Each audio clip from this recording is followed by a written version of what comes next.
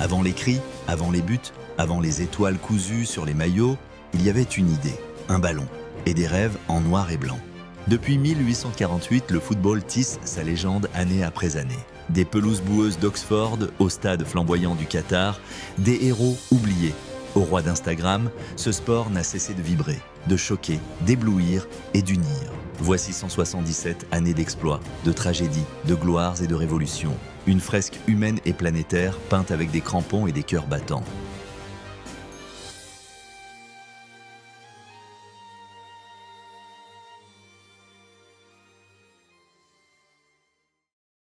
Saviez-vous que les règles du football moderne ont été posées par des étudiants?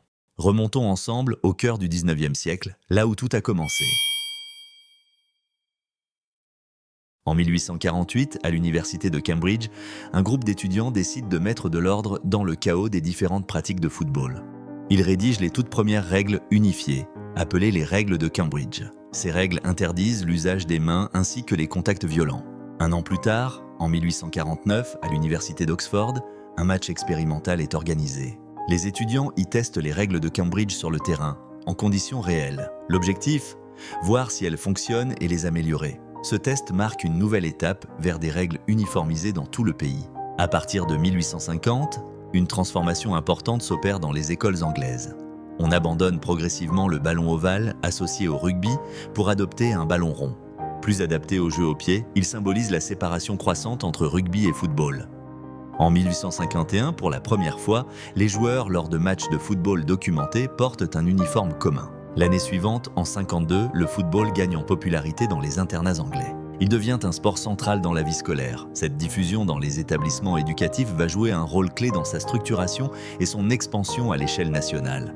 En 1853, à l'Oppingham School, le football prend encore plus d'ampleur. Sous la direction d'Edward Twing, le sport y est pratiqué de manière organisée. On assiste à une véritable évolution vers un jeu plus codifié et interscolaire. En 1855, une nouvelle règle commence à faire son apparition, de manière informelle, le hors-jeu.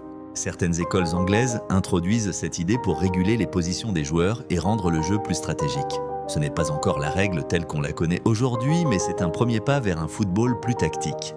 Un an plus tard, le football commence à sortir du cadre scolaire. À Londres, des clubs informels se forment pour organiser des matchs réguliers. Ce sont des passionnés, souvent d'anciens étudiants, qui souhaitent continuer à jouer en dehors des internats. Puis vient un moment historique. En 1857, à Sheffield, est fondé le Sheffield Football Club. C'est tout simplement le premier club de football au monde encore en activité aujourd'hui. Une véritable légende du ballon rond. L'année suivante, le club publie ses propres règles, distinctes de celles de Cambridge. Les règles de Sheffield autorisent par exemple les coups de pied arrêtés et certaines formes de contact. Cela montre que le football est encore en pleine évolution, entre tradition locale et tentative d'unification. En 1859, une nouvelle étape est franchie. Le football devient officiellement un sport civil. Des matchs sont organisés en dehors du cadre scolaire, dans les villes, sur des terrains publics. Le football devient un jeu de tous, pas seulement d'étudiants. Et en 1860, c'est le choc. Le tout premier derby documenté a lieu. Le club de Hallam FC affronte le Sheffield FC. Ce match marque le début des grandes rivalités locales qui feront vibrer les foules pendant des siècles. L'année qui suit, un club du nom de Crystal Palace FC voit le jour à Londres. Un an plus tard, un autre club entre dans l'histoire, Notts County. Ce club deviendra le plus vieux club professionnel encore en activité, un véritable pionnier dans le passage vers un football organisé à grande échelle. Mais l'événement majeur, c'est en 1863 qu'il se produit. Cette année-là, des représentants de plusieurs clubs se réunissent à Londres pour créer la Football Association, ou FA. Dès l'année suivante, un premier match est joué sous ces nouvelles règles unifiées, opposant Barnes FC à Richmond. C'est la preuve que le processus d'unification est lancé et que les clubs commencent à jouer au même football. En 1865, les règles de la FA commencent à se répandre. Les clubs les adoptent peu à peu, notamment celle qui interdit de porter le ballon à la main, ce qui distingue désormais clairement le football du rugby. L'année qui suit, la FA affine le règlement avec une innovation cruciale. L'introduction du hors-jeu à 3 joueurs. Cette règle rend le jeu plus fluide et stratégique et elle restera en vigueur pendant plus d'un siècle. Un an plus tard, Sheffield accueille la Youdan Cup, la toute première compétition de club de l'histoire du football. Le sport n'est plus seulement une activité de loisir, il devient une compétition organisée. En 1868, encore à Sheffield, une autre règle clé est introduite. Le corner ou coup de pied de coin. Aujourd'hui incontournable, cette règle vient enrichir les phases de jeu offensives. L'année suivante, la FA va plus loin et interdit définitivement de toucher le ballon à la main, sauf pour le gardien de but. Le football tel qu'on le connaît aujourd'hui est quasiment complet. Enfin, en 1870, l'histoire s'écrit à l'échelle internationale. Des matchs non officiels entre l'Angleterre et l'Écosse sont organisés. C'est un avant-goût des grandes confrontations nationales qui marqueront l'histoire du sport. En 71, l'histoire du football franchit une étape décisive avec la création de la FA Cup. C'est la première compétition officielle de football au monde. Ouverte à tous les clubs affiliés à la Football Association, elle introduit l'esprit de tournoi à élimination directe. Une formule encore adorée aujourd'hui. Le 30 novembre 1872, l'Écosse affronte l'Angleterre à Glasgow, dans ce qui est reconnu comme le premier match international officiel. Score final, match nul, 0-0, mais symboliquement, c'est un coup d'envoi mondial. En 1873, l'Écosse crée sa propre fédération, la Scottish Football Association. Le sport s'organise désormais des deux côtés de la frontière, avec des règles communes et des compétitions croissantes. En mars 1874, en Angleterre, naît un futur géant, Aston Villa. Fondé à Birmingham, ce club deviendra l'un des plus titrés du pays et jouera un rôle central dans le développement du football de club. L'année suivante, un détail technique mais crucial est introduit, la barre transversale. Elle remplace la corde qu'on tendait entre les poteaux. Fini les débats sur les ballons au-dessus ou en dessous de la ficelle, le cadre du but prend forme. En 1876, le pays de Galles entre lui aussi dans l'arène internationale. Il dispute son tout premier match contre l'Écosse, rejoignant la dynamique britannique du football. L'année suivante marque un tournant stratégique. Les règles de la FA sont officiellement adoptées dans tout le Royaume-Uni. En 1878, un petit club de travailleurs ferroviaires voit le jour, Newton Heath.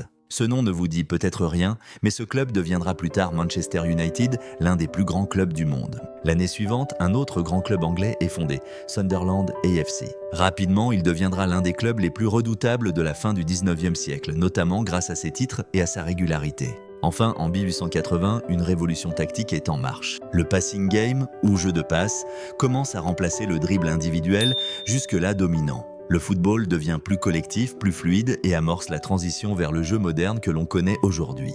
En 81, une figure devient incontournable. L'arbitre sur le terrain est officiellement introduit. Jusque-là, ce sont les capitaines ou des juges de touche qui géraient les litiges. Le jeu gagne en neutralité et en discipline. L'année suivante, l'Irish Football Association voit le jour. L'Irlande rejoint ainsi l'Angleterre, l'Écosse et le Pays de Galles avec sa propre fédération nationale, poursuivant l'institutionnalisation du sport au Royaume-Uni. En 1883, ces quatre nations s'affrontent dans une compétition historique. Le premier tournoi britannique, ancêtre du tournoi des Home Nations. C'est le tout premier tournoi international de football au monde. L'année qui suit, un club marquant est fondé, Derby County, futur membre fondateur de la Football League. Encore aujourd'hui, son nom résonne dans l'histoire du football anglais. Mais 1885 change tout. Le professionnalisme est officiellement autorisé. Les clubs peuvent désormais payer leurs joueurs, ouvrant la voie à un football de haut niveau, structuré et compétitif. En 1886, une autorité commune est créée pour garantir l'uniformité des règles, l'International Football Association Board, ou IFAB. Encore aujourd'hui, c'est l'organe qui supervise les lois du jeu dans le monde entier. Un an plus tard, l'arbitre central se voit accorder l'autorité totale. Il peut désormais accorder un but ou expulser un joueur. Le football s'organise autour de règles claires et d'un encadrement strict. Et voici le moment clé de la décennie. En 1888 naît la Football League anglaise, première ligue professionnelle au monde. Un championnat régulier, structuré en divisions, qui va devenir un modèle pour le monde entier. En 1889, le club de Preston North End devient le premier champion invaincu d'Angleterre. Mieux encore, il réalise le double, remportant le championnat et la FA Cup la même saison. Une performance mythique. Et pour finir cette décennie fondatrice, en 1890, la Scottish Football League est à son tour fondée, avec 10 clubs. Le football professionnel s'installe durablement en Écosse. L'année qui suit, une décision va changer à jamais le cours du jeu, l'introduction du penalty. C'est une mesure controversée à l'époque. Certains y voient une insulte à l'esprit sportif, mais elle s'impose vite comme une nécessité pour sanctionner les fautes graves dans la surface. Une arme redoutée et redoutable. Et c'est en 1892 que le Liverpool FC voit le jour. Le club est fondé à la suite d'un désaccord interne au sein d'Everton qui poussait les dirigeants à quitter Anfield. Le reste appartient à l'histoire et à l'une des plus grandes rivalités du football anglais. En 1893, le sud de l'Angleterre entre enfin dans la cour des grands. Woolwich Arsenal, futur Arsenal FC, devient le premier club londonien à rejoindre la Football League. jusque-là dominée par les clubs du Nord. Un an plus tard, Manchester City est fondé sous le nom de Hardwick AFC, avant d'adopter son nom actuel. Il deviendra, avec son voisin United, l'un des géants de Manchester. En 1895, une nouveauté va bouleverser l'économie du football, les transferts payants. Certains joueurs changent de club contre des sommes records pour l'époque, amorçant l'engrenage financier du football professionnel. Sur le terrain, l'année 1896 est marquée par la performance éclatante de l'Écosse, qui remporte le British Home Championship sans concéder la moindre défaite. L'année suivante, Aston Villa réalise un doublé historique, championnat et FA Cup. Le club devient une véritable puissance du football anglais de la fin du XIXe siècle. Une décision organisationnelle majeure survient en 1898. On introduit le système de promotion et relégation entre les divisions anglaises. En 1899, débute la construction d'un stade qui deviendra mythique. Old Trafford, futur théâtre des rêves de Manchester United. Ce sera bientôt l'un des temples du football mondial. En 1900, le football entre aux Jeux Olympiques de Paris comme discipline non officielle. C'est une reconnaissance symbolique, mais elle marque déjà le début de l'internationalisation du sport. En 1901, un exploit entre dans la légende. Tottenham Hotspur devient le premier club non-ligueur, c'est-à-dire non membre de la Football League, à remporter la FA Cup. Une victoire qui prouve que les outsiders peuvent marquer l'histoire. Mais l'année suivante est tragique. En 1902, une tribune s'effondre à Ibrox Park, en Écosse, lors d'un match entre l'Angleterre et l'Écosse. 25 personnes perdent la vie. Ce drame marque un tournant dans la sécurité des stades, jusque-là négligés. Pendant ce temps, le football s'étend à l'Italie. En 1903, la Juventus décroche son premier titre de champion national, amorçant une dynastie appelée à durer plus d'un siècle. L'année suivante, le football devient vraiment international avec la création de la FIFA, la Fédération internationale de Football Association. Fondée à Paris par 7 pays dont la France, la Belgique, la Suisse et les Pays-Bas, la FIFA pose les bases d'une gouvernance mondiale du sport. Puis en 1905, en Angleterre, un nouveau grand club voit le jour, Chelsea FC. Fondé à Londres, il rejoint immédiatement la Football League et entame son chemin vers la gloire. En 1906, la règle du hors-jeu est réformée. Désormais, il faut seulement 2 défenseurs entre l'attaquant et le but pour qu'il soit en jeu, contre 3 auparavant. C'est une modernisation majeure qui favorise un jeu plus offensif. En 1907, la ville de Bergame voit naître l'Atalanta Bergamasca Calcio, fondé par un groupe d'étudiants et d'athlètes amateurs. Le club, nommé en hommage à l'héroïne de la mythologie grecque, pose les bases de ce qui deviendra l'un des piliers du football italien, reconnu plus tard pour son jeu offensif et la qualité de sa formation. Enfin reconnu officiellement, le football devient une discipline olympique aux Jeux de Londres de 1908. C'est une étape importante dans la reconnaissance du sport sur la scène internationale. L'année suivante, Manchester United remporte sa première FA Cup, une victoire symbolique qui ouvre le chapitre d'une des plus grandes épopées du football mondial. Et en 1910, à peine un an après sa fondation, l'Inter Milan remporte déjà son premier championnat d'Italie. Une ascension fulgurante pour un club qui deviendra un pilier du calcio. En 1911, c'est la surprise. Bradford City remporte la FA Cup. C'est un exploit unique dans l'histoire du club, qui n'atteindra plus jamais ses sommets par la suite. Une victoire légendaire pour les supporters. L'année suivante, une règle majeure entre en vigueur. Le gardien ne peut plus utiliser ses mains en dehors de sa surface. Une évolution capitale qui renforce la structure tactique du jeu. En 1913, Arsenal quitte Woolwich pour s'installer dans le stade de Highbury, au nord de Londres. Ce lieu mythique deviendra leur maison pendant plus de 90 ans, jusqu'à l'ère Emirates. Un moment historique se produit en 1914. Pour la première fois, la finale de la FA Cup est jouée en présence d'un roi britannique, George V. Le football prend alors une dimension nationale et symbolique. Mais cette ascension est stoppée net. La Première Guerre mondiale éclate. En 1915, la Football League est suspendue et des milliers de joueurs sont envoyés au front. Malgré l'horreur, en 1916, des matchs de football sont improvisés dans les tranchées entre soldats. Le ballon devient alors symbole de fraternité, même au milieu du chaos. Avec les hommes mobilisés, ce sont les femmes qui entrent sur les terrains. En 1917, elles commencent à organiser des matchs structurés, parfois devant des milliers de spectateurs. L'année suivante, le football féminin explose en popularité au Royaume-Uni. Les matchs attirent les foules, prouvant que le ballon rond n'a pas de genre, même si cette reconnaissance ne durera pas longtemps. La paix revient, et avec elle le football. En 1919, les compétitions anglaises reprennent avec une Football League élargie, marquant un nouveau départ après 4 ans de silence. Enfin, en 1920, c'est un grand tournant pour la France. La Fédération française de football est fondée. Le pays se dote enfin d'une structure officielle, prête à entrer dans l'arène mondiale. En 1921, alors que le football féminin attirait des foules considérables, la fédération anglaise décide de frapper un grand coup, dans le mauvais sens. Elle interdit aux femmes de jouer sur les terrains affiliés, considérant ce sport comme inapproprié pour les femmes. Un coup d'arrêt brutal pour une dynamique prometteuse.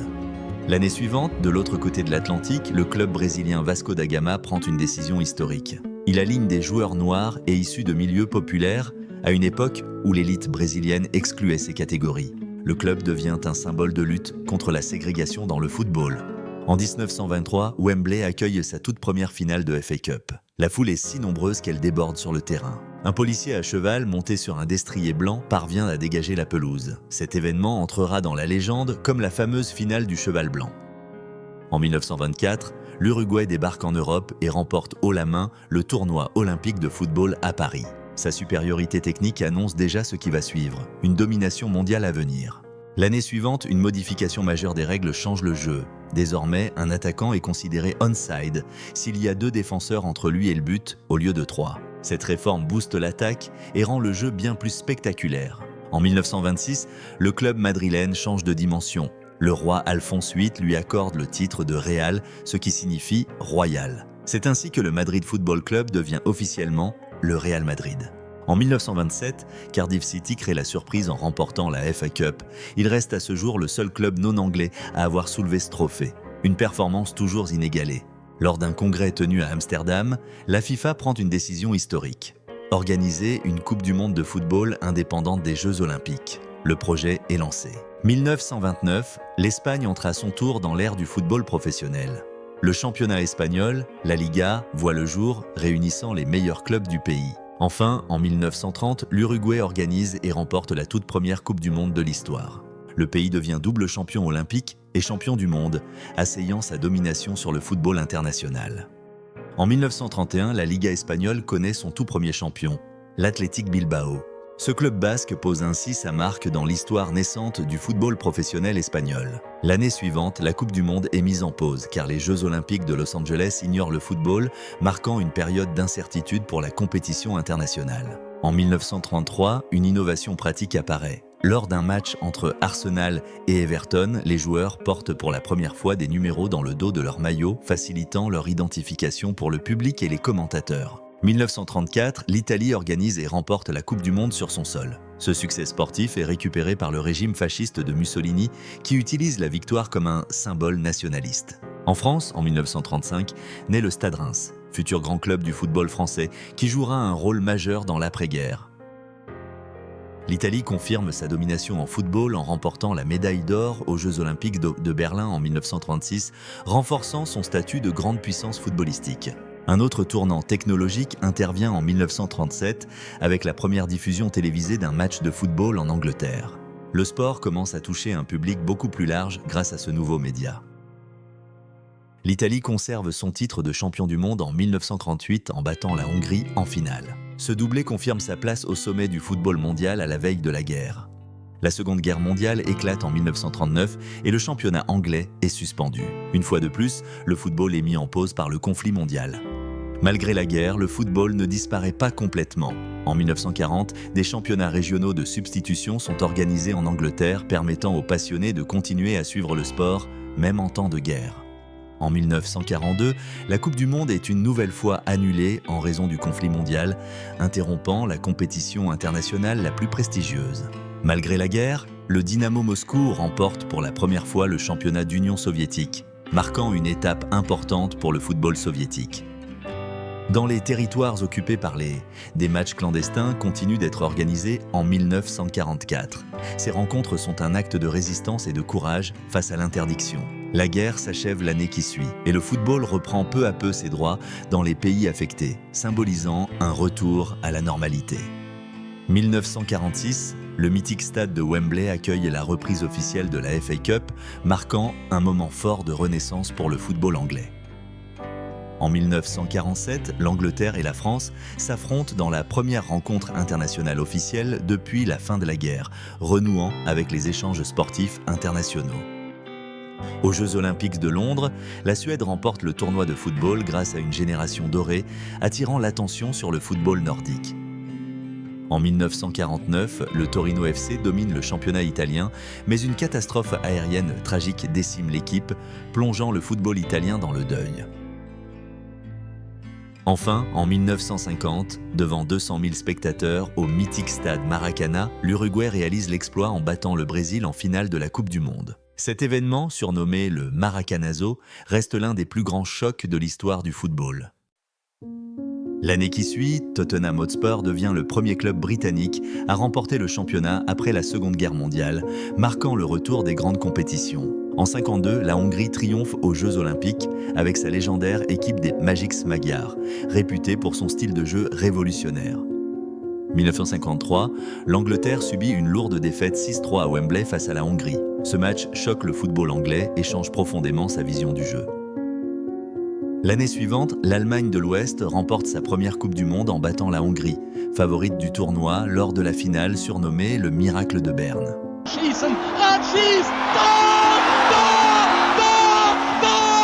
En 1955 est créée la Coupe des clubs champions européens, qui deviendra plus tard la prestigieuse Ligue des champions, une compétition phare du football européen. Le Real Madrid remporte la toute première édition de cette coupe l'année qui suit, posant les bases de sa domination européenne. À seulement 16 ans, Pelé est lancé en équipe nationale brésilienne, annonçant l'arrivée d'un joueur hors du commun. Un an plus tard, Pelé éblouit le monde entier à 17 ans et permet au Brésil de remporter sa toute première Coupe du Monde. 1959, Alfredo Di Stefano remporte son 4e Ballon d'Or, symbole de la domination écrasante du Real Madrid en Europe. En 1960, le Real Madrid écrase l'Eintracht Francfort 7-3 en finale de la Coupe des Champions, un match qui restera gravé dans les annales du football. L'année suivante, le Benfica Lisbonne brise l'hégémonie du Real Madrid en Coupe des clubs champions, s'imposant comme une nouvelle puissance européenne. En 1962, le Brésil conserve son titre de champion du monde malgré la blessure de Pelé dès les premiers matchs, preuve de la profondeur et du talent exceptionnel de cette génération. Et en 1963, le Milan AC remporte la Coupe des clubs champions, devenant le premier club italien à s'imposer dans cette compétition. En 1964, l'Inter Milan d'Helenio Herrera remporte la Coupe des clubs champions grâce à sa tactique défensive révolutionnaire, le fameux Catenaccio.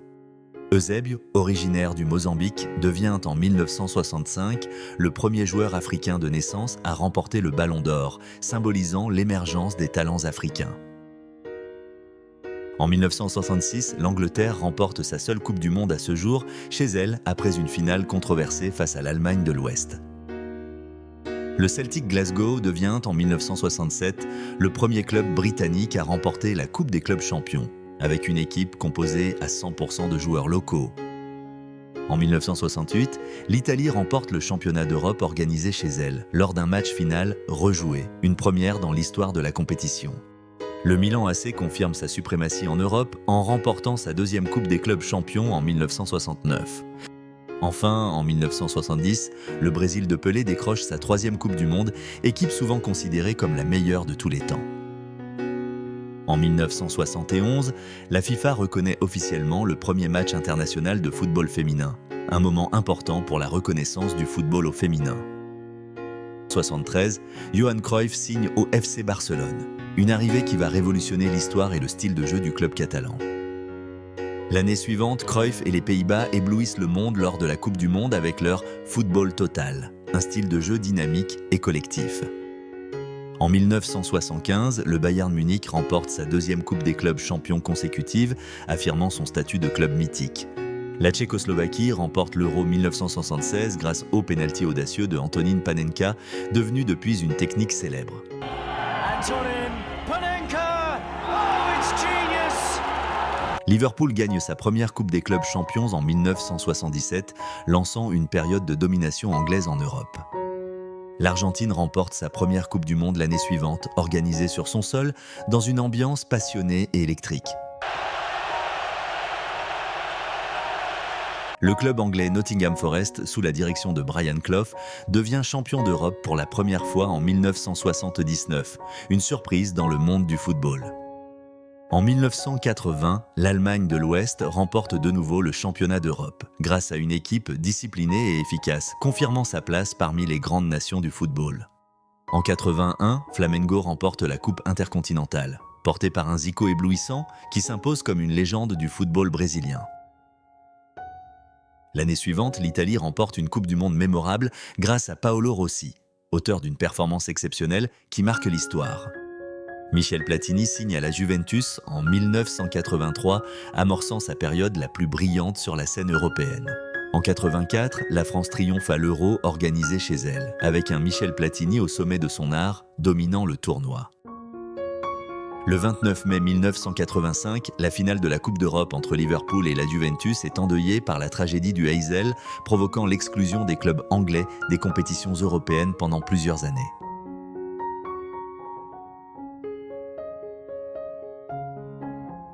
Diego Maradona éblouit le monde au Mexique en 86, avec des moments inoubliables comme la main de Dieu et un but considéré comme l'un des plus iconiques de l'histoire.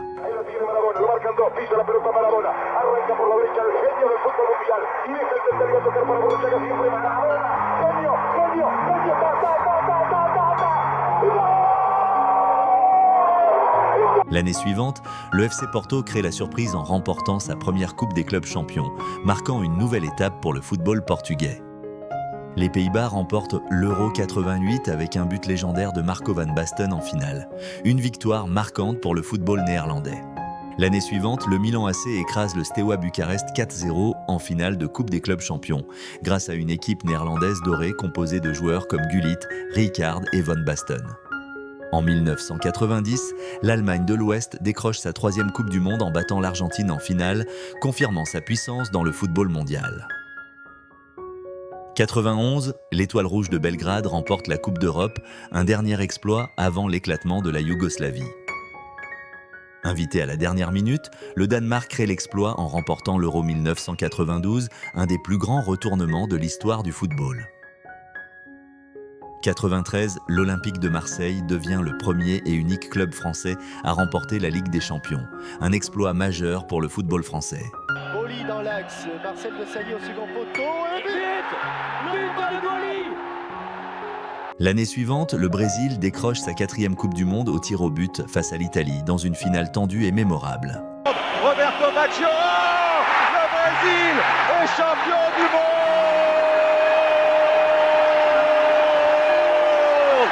En 95, George Weah devient le premier joueur africain à recevoir le Ballon d'Or, marquant l'émergence du football africain sur la scène mondiale.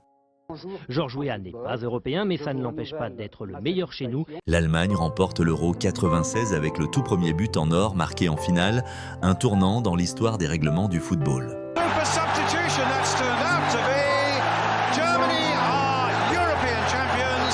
À seulement 21 ans, Ronaldo Nazario remporte le Ballon d'Or, s'imposant comme l'un des plus grands talents du football. Le 12 juillet 1998, la France remporte sa première Coupe du Monde à domicile face au Brésil, portée par un Zidane impérial en finale. Je crois qu'après avoir vu ça, on peut mourir tranquille. Enfin, le plus tard possible, mais on peut. L'année suivante, Manchester United réalise un triplé historique avec une victoire en finale de Ligue des Champions marquée par un retournement incroyable dans les dernières minutes. Manchester United are the champions of Europe again. La France confirme son excellence en remportant l'Euro 2000 avec un but en or contre l'Italie, réalisant ainsi le doublé Coupe du Monde Euro. World Cup winners 2 years ago, UEFA Euro winners now. En 2001, le Bayern Munich remporte la Ligue des Champions après une séance de tirs au but haletante face à Valence. Le Brésil gagne sa 5e Coupe du Monde en 2002, portée par un Ronaldo revanchard et décisif. L'année suivante, en Ligue des Champions, l'AC Milan s'impose au tir au but contre la Juventus, dans une finale italienne historique. La Grèce réalise un exploit monumental en remportant l'Euro 2004 face au Portugal, bouleversant les pronostics. Liverpool renverse l'AC Milan en finale de Ligue des Champions 2005 après avoir été mené 3-0, un des plus grands retournements de l'histoire. Liverpool have their hands on the European Cup again, and this time it's for keeps. L'Italie remporte la Coupe du Monde 2006 dans une finale marquée par le célèbre coup de tête de Zidane. En 2007, l'Olympique lyonnais poursuit sa domination sans partage et remporte un 6e titre consécutif en Ligue 1. Après une saison exceptionnelle avec Manchester United, Cristiano Ronaldo décroche son tout premier ballon d'or en 2008.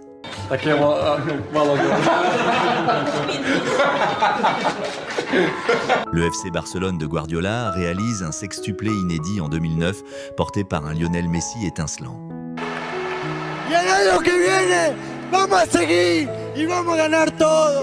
En 2010, l'Espagne remporte sa première Coupe du Monde grâce à un but décisif d'Iniesta en finale. Oh, it drops for Fabregas, who looks for Iniesta, who's onside! 2011, Lionel Messi confirme son statut de génie incontesté du football mondial en remportant son 3e ballon d'or consécutif.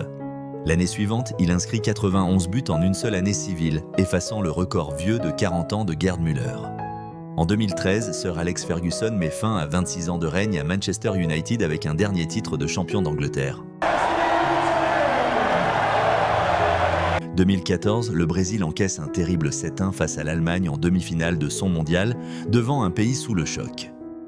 L'année suivante, le Chili remporte sa toute première Copa América à domicile en battant l'Argentine au tir au but. Alexis, le pegó, Chile campeón, Chile campeón. Contre toute attente, Leicester City décroche le titre de Premier League dans l'un des plus grands exploits du football moderne.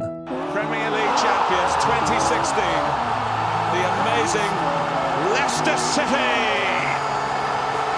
CR7 remporte son 5e ballon d'or en 2017 et égale Lionel Messi au palmarès individuel. Les Bleus remportent leur 2e Coupe du Monde en 2018 en battant la Croatie 4-2 en finale à Moscou.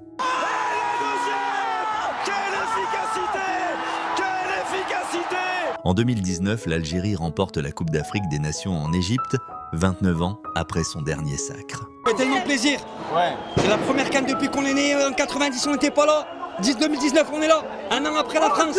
2e étoile. Le 25 novembre 2020, Diego Maradona décède à 60 ans, laissant le monde du football en deuil. En 2021, après plus de 20 ans au club, Lionel Messi quitte le FC Barcelone pour rejoindre le PSG à cause de problèmes financiers.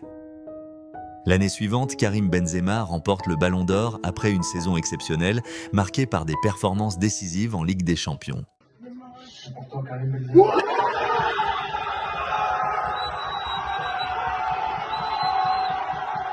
En 2023, les Citizens de Guardiola remportent la Premier League, la FA Cup et leur toute première Ligue des Champions. En 2024, les Leverkusen brisent la domination du Bayern Munich en Bundesliga en réalisant une saison historique sans défaite.